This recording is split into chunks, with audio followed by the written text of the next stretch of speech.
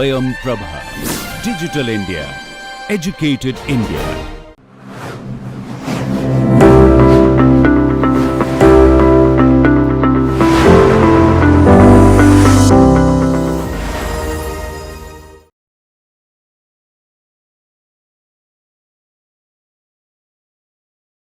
Hello everybody.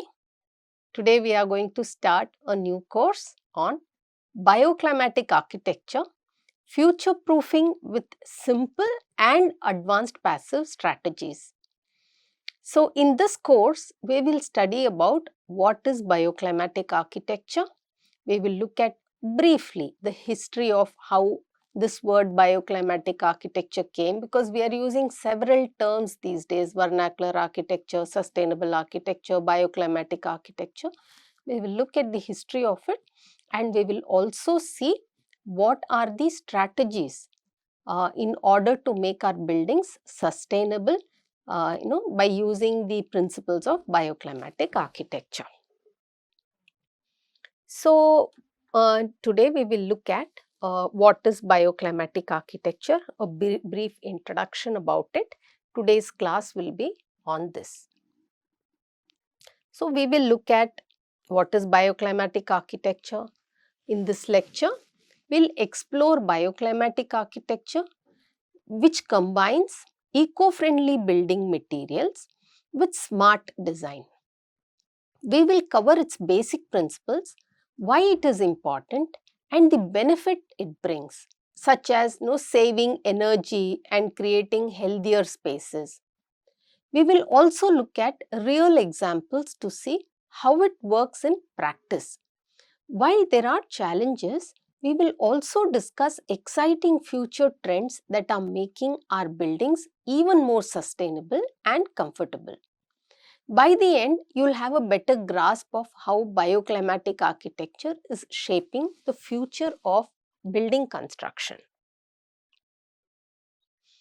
Now, bioclimatism is a design concept in architecture that takes into account the relationship between a building, its systems, its natural environment, mainly through its, say, microclimate and its occupants, especially in connection with human thermal comfort conditions. So, if you actually see what is bioclimatic architecture, a combination of.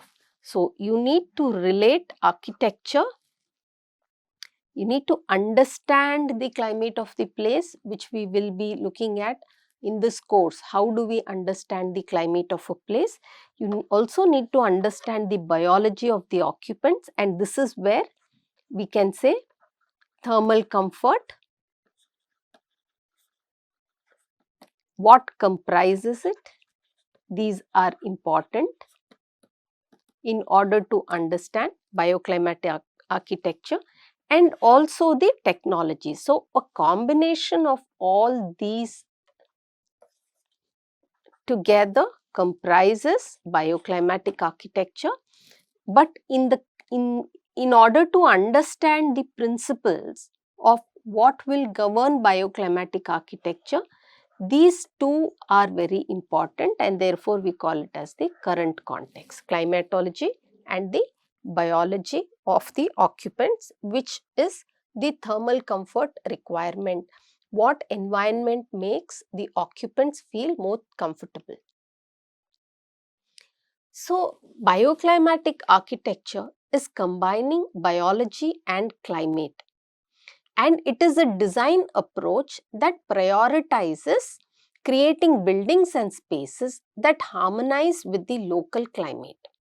It is rooted in the understanding that buildings can be designed to work in harmony with nature, leveraging natural elements to create comfortable and efficient living spaces. One of the fundamental principles of bioclimatic design is the strategic use of passive solar system, which harnesses the sun's energy for heating, cooling and lighting purposes. This includes features like south-facing windows for winter solar gain and shading elements to mitigate summer heat. Natural ventilation is another cornerstone, promoting airflow and reducing the need for mechanical cooling systems.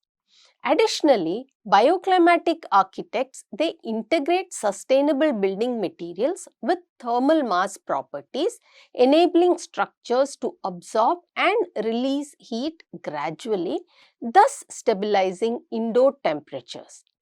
This holistic approach not only enhances occupant well-being but also contributes to the overall sustainability and resilience of the built environment.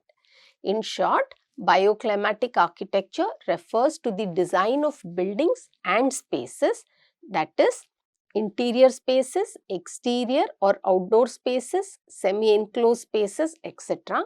But it must be based on the local climate, and it is aimed at providing thermal as well as visually comfortable environment by making use of passive solar system like solar energy and maybe some other environmental sources. What are these? We will look at in the further classes. The basic elements of bioclimatic design, they include the solar passive systems, which when incorporated into buildings can utilize the environmental sources such as the sun, breeze, vegetation. We can use even water, soil, sky, etc. for heating, cooling and lighting the building. Natural ventilation, solar heating and shading, and the use of building materials for thermal time lag and storage, these are small examples of bioclimatic design techniques. Now, bioclimatic architecture, we will look at the principles. According to Lamberts, what he says is bioclimatic architecture. So, bioclimatic architecture and buildings, they first have to respect the environment. So, bioclimatic architecture is a way of designing buildings based on the local climate with the aim of ensuring thermal comfort using environmental sources. We had already seen in the previous slide, bioclimatic architecture is a combination of climate, to be very specific, local climate of the place, plus the biology or the bio of the occupants. In our case, what we mean by this is all that governs the comfort conditions required by the occupants. So, we can combine climate and bio of the occupants by making use of environmental factors. So, what are the environmental factors? They are the sun, wind, vegetation, water body and sky conditions too sometimes.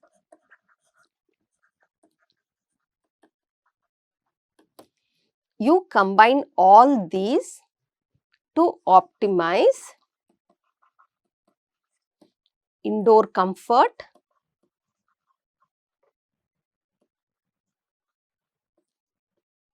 daylighting, etc. This is the basis on which Lamberts defines bioclimatic architecture.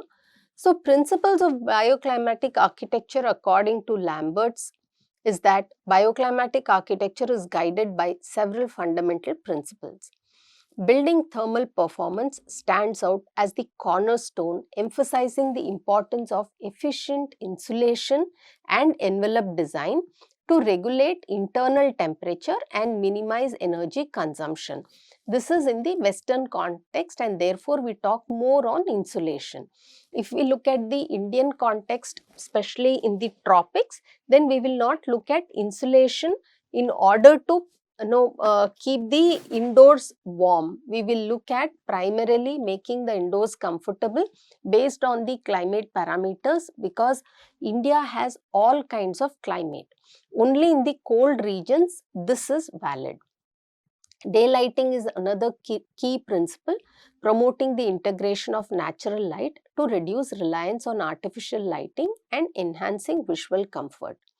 Heating and passive solar cooling techniques are utilized to harness solar energy for warmth in winter and natural cooling in summer, contributing to overall energy efficiency. Natural ventilation strategies are also prioritized to ensure adequate airflow and indoor air quality, complemented by measures for thermal comfort and proper shading to maintain an optimal environmental condition throughout the year.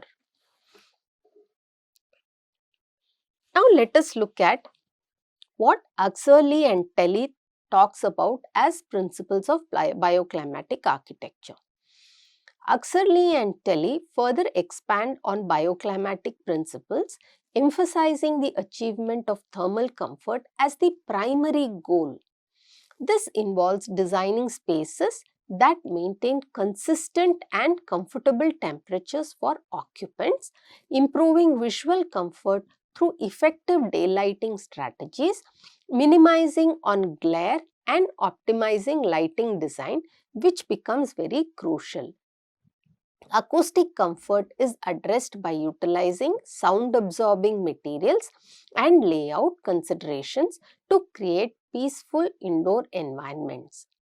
Additionally, efforts are made to enhance air quality through ventilation systems, air filtration, and green building practices, while also focusing on improving the overall energy efficiency measures and renewable energy integration. EDP energy contributes to the principles of bioclimatic architecture by highlighting the importance of microclimate improvement. This involves designing interventions that enhance local microclimate, making outdoor spaces more comfortable and livable. Systems and passive cooling techniques are employed to reduce reliance on mechanical cooling, utilizing natural elements like ventilation, shading, and thermal mass for energy. This creates an energy efficient climate control. Solar energy exploration, it plays an important role with designs incorporating solar radiation for heating, lighting, and power generation. Thermal protection of buildings and shading strategies are integrated to manage heat gain and ensure thermal comfort. Finally, emphasis is placed on natural lighting solutions and acoustic protection measures to create harmonious and sustainable built environments. So, according to Axkerley and Telly, thermal comfort is a very important criteria in bioclimatic architecture. Adequate shading,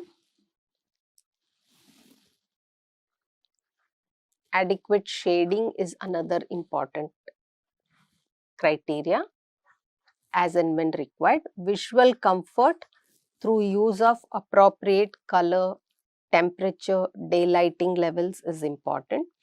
Acoustic comfort becomes very important. Improved air quality, improved building energy efficiency, improvement of microclimate, and use of solar energy. So, these are the 8 principles of bioclimatic architecture according to Axerly. I repeat, first is the thermal comfort. The 8 principles of bioclimatic architecture, they are thermal comfort, adequate shading of fenestration. It means allowing adequate or appropriate amount of sunlight inside the building. Visual comfort, improving the daylighting so that the harsh glare is cut and good diffused lighting levels are brought inside with adequate levels of illuminance. Acoustic comfort, providing adequate insulation or buffer areas with the help of vegetation. Then improved air quality. Again, vegetation can play a very important role in it. Sixth is improved energy efficiency, leading to sustainable architecture. Next is microclimate. So, microclimate has to improve, which means we cannot use the outdoors as a heat sink. If you do that, then the indoors will become comfortable, but the microclimate will go for a toss. So, microclimate improvement is important, which means we are looking at the environment holistically. And last is use of solar energy or any energy which the environment is giving, such as even wind energy. Now, let us look at the significance of bioclimatic architecture. Bioclimatic architecture is significant for several reasons. Energy efficiency, this is one of the primary advantages, and this is the focus which maximizes natural resources like sunlight and wind for heating, cooling and lighting buildings. This reduces the reliance on artificial heating, ventilation and air conditioning, which is HVAC systems, leading to lower energy consumption and operational cost. The second important thing about bioclimatic architecture is the environmental sustainability. Bioclimatic design aims to minimize the environmental impact of buildings by reducing greenhouse gas emissions associated with energy use. By optimizing natural ventilation, passive heating and cooling, and using renewable energy sources, bioclimatic architecture contributes to sustainable development goals. The third significance is the comfort and well-being. Bioclimatic buildings are designed to enhance occupants' comfort and well-being by providing a healthy indoor environment with adequate and sufficient natural light, along with good quality of light, which means there is no harsh glare, adequate thermal comfort and good indoor air quality. This can lead to increased productivity, better health outcomes and overall satisfaction for building users. So, the first importance or significance is the energy efficiency measure, and because of having an energy efficient building, there is reduced demand for heating, there is reduced demand for cooling, there is reduced electrical demand for lighting, there is reduced electrical demand for water heating, good housekeeping and people solutions emerge, and reducing the energy requirements for ventilation happens. Then the second one is the environmental sustainability. This becomes important because by making the building environmentally sustainable, greenhouse gas emissions get reduced. Now we know that buildings account for about 39% of greenhouse gas emissions, and out of this 28% is for building operations. So, in order to make a building run, in order to make the building functional, after it is built, at least 28% of the energy is consumed towards it.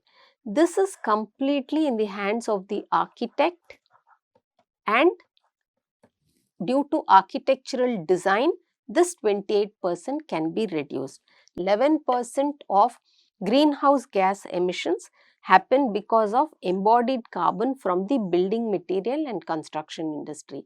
This is a pre-construction stage or early design stage decision taking, and this we will not focus on this time, whereas the operational energy reduction is possible because of an energy efficient building designed through bioclimatic principles. And then third is, finally, it's most important that the person who uses the building finds himself comfortable. Comfortable thermally, daylighting wise, visually, acoustically, and through all other means. He must find it very comfortable to stay in the building. The other significance include resilience to climate change.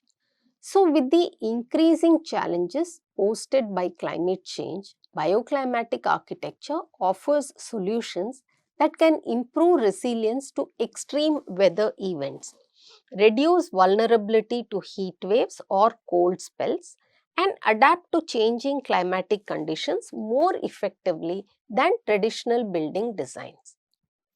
The fifth significance is the cost savings. Over the long term period, bioclimatic buildings can save significant costs related to energy bills, maintenance, and upgrades.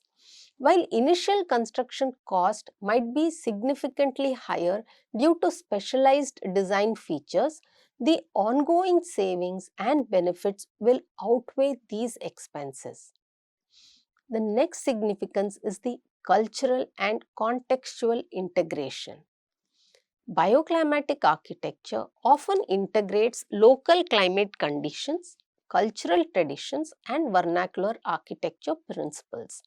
This results in buildings that are contextually appropriate, aesthetically pleasing, and harmonious with the surroundings, fostering a sense of place and identity. Overall, the significance of bioclimatic architecture lies in its ability to create sustainable, comfortable, and resilient built environment that aligns with ecological, social, and economic goals.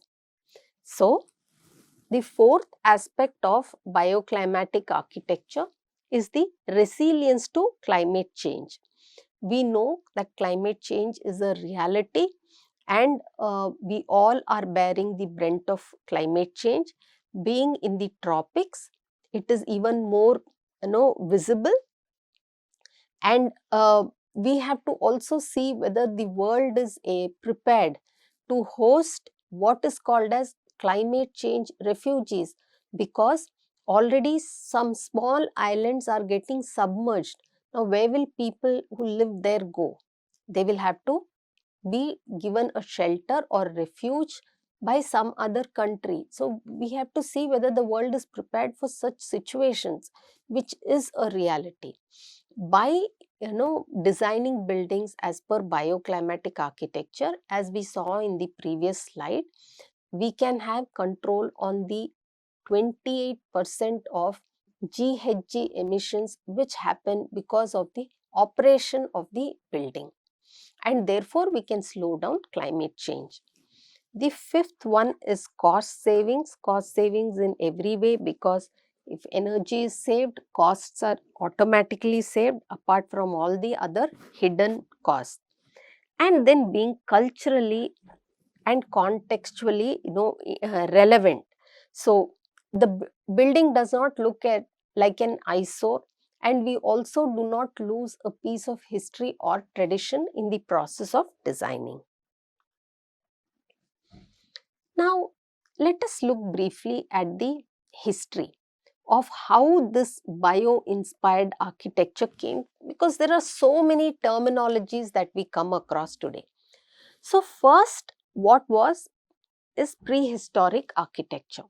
Now, this was the simplest form of climate adaptation in architecture, where the prehistoric occupant just wanted a shelter to protect himself from the climate. Then came what is called as the vernacular architecture. Now, this architecture has some adaptations to local natural and social conditions, because by then man had also become a social animal. Third is bio-inspired architecture and technologies. So, in this process, there was some kind of exploration which culminated in organic style of architecture, which is inspired by nature and it adapts to local environment and conditions. Now, this happened during the late 19th and early 20th century up to present time, from the beginning of Antonio Gaudi's work. Then fourth is organic architecture. Now, this is a philosophy of architecture which promotes harmony between human habitation and the natural world. This reduces the need for using energy and resources.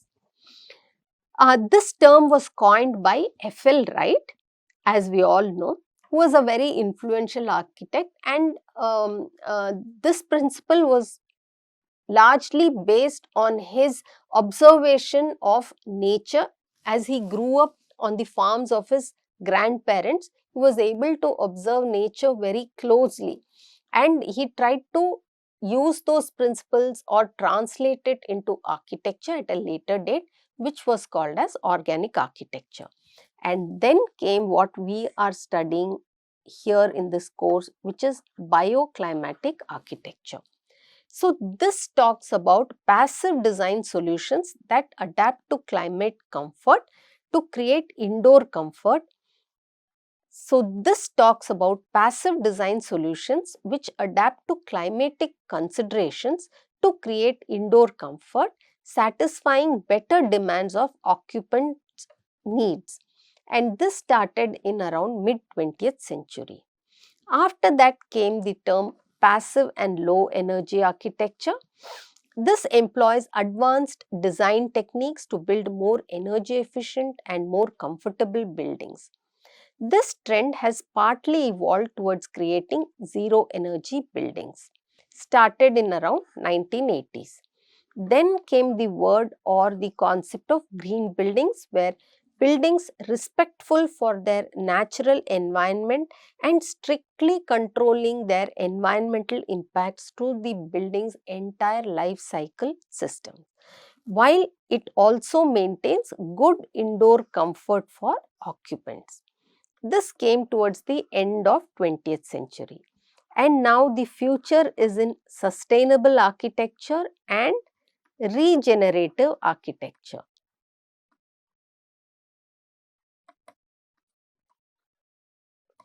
So, sustainable architecture is meeting the needs of present generation without compromising the ability of future generation to meet their needs, while balancing the environmental, social and economic issues in the building design. Whereas regenerative architecture talks about giving back more to the environment than what is taken. So, producing energy in excess of the consumption is regenerative architecture. Now, let us briefly look at the evolution of bioclimatic architecture, the way we would want to take this course. So, we have seen vernacular architecture, which is the simplest form of climate adaptation in architecture, which is usually done by using locally available materials to build shelters. Architecture has some adaptations to local natural and social conditions. This has evolved along the history. Then we have the bio-inspired architecture and technologies. This culminated in an organic style of architecture which is inspired from nature, adapting to local environments and conditions. Then from the late 19th and early 20th centuries up to present time, this started with the work of Antonio Gaudi, and then we had what is called as organic architecture. This is a philosophy of architecture which promotes harmony between human habitation and the natural world, reducing the need of using energy and resources. This term organic architecture was coined by F.L. Wright, who is a very influential architect of the 20th century. And then the bioclimatic architecture, which is what we are looking at.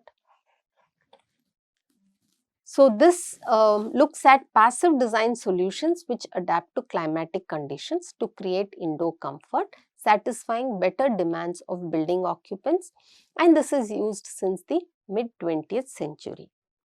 And then comes the passive and low energy architecture and green architecture, as we have already seen. So, this period, if you see how it is periodically evolving, the green architecture leads to sustainable architecture, architecture about sustainability, architecture for sustainability, architecture as sustainability, and then it culminates, or the future is in regenerative architecture. Regenerative architecture, it looks at a building method that uses and regenerates from the surrounding ecosystem. Architecture that co-evolves as a single entity responds to and uses the natural and biological systems that were already located on a site. The importance of the project site and the environment is recognized and emphasized by regenerative design. So, we will look at the challenges of bioclimatic architecture. The first is limited awareness and understanding. So, one of the primary challenges is the lack of awareness and understanding among architects, designers, and the general public about the principles and benefits of bioclimatic architecture. This can lead to resistance or hesitation in incorporating bioclimatic strategies in the building design. The second is the cost and investment. So, implementing bioclimatic strategies often requires upfront investment in technologies, materials, and design considerations that can be perceived as costly. While these investments often pay off in long-term energy savings, the initial capital outlay can be a barrier for some projects. The third is regulatory and code constraints. Building codes and regulations in some regions may not fully support or give incentives to bioclimatic design principles. This can limit the flexibility of architects and designers to implement innovative bioclimatic strategies. The fourth is the technical complexities.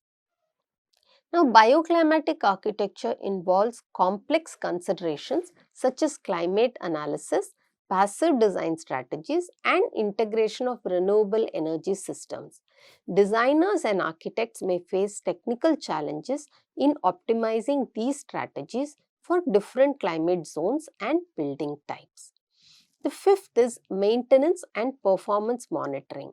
Bioclimatic buildings require regular maintenance and performance monitoring to ensure that passive and active systems continue to operate effectively.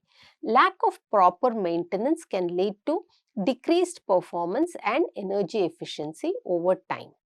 Sixth is material availability and suitability.